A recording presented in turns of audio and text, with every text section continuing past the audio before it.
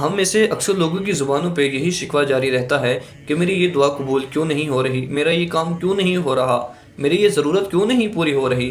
حالانکہ میں ہر ٹائم اللہ سے دعا مانگتا ہوں، ہر نماز کے بعد میں اللہ سے مانگتا ہوں، لیکن پھر بھی پتہ نہیں میری یہ دعا قبول کیوں نہیں ہو رہی۔ تو اس کے لیے آپ ایک چھوٹی سی مثال کو ہی سمجھ لیں، بلا تشبیہ کہ جب ایک بچے کو کوئی چیز پسند آ جاتی ہے، جب اسے کوئی چیز کی طلب ہوتی ہے، تو اس بچے کو اپنے پیرنٹس سے وہ چیز اس وقت تک نہیں ملتی کہ جب تک وہ روئے نہ، اس پر فورس نہ کرے، جب تک وہ گڑ گڑائے نہ، چیخے نہ، چلائے نہ، اس وقت تک اس بچے کو پیرنٹس اسے وہ چیز نہیں لے کر دیتے۔ اب آپ میں سے ہر وہ بندہ کہ جس کی یہ سوچ ہے کہ میری یہ ضرورت پوری نہیں ہو رہی، میری یہ دعا قبول نہیں ہو رہی، تو پھر وہ سوچے، وہ دیکھے کہ کیا میں اسی بچے کی طرح اپنے اللہ سے مانگ رہا ہوں؟ کیا میں اسی بچے کی طرح اپنے اللہ سے گڑ گڑا کر رو کر وہ چیز مانگ رہا ہوں، یا پھر ایک عام کی طرح سے ایک کوٹا پورا کرنے کے لیے کہ یا اللہ میری یہ دعا قبول فرما لے برحمتک یا ارحم الراحمین۔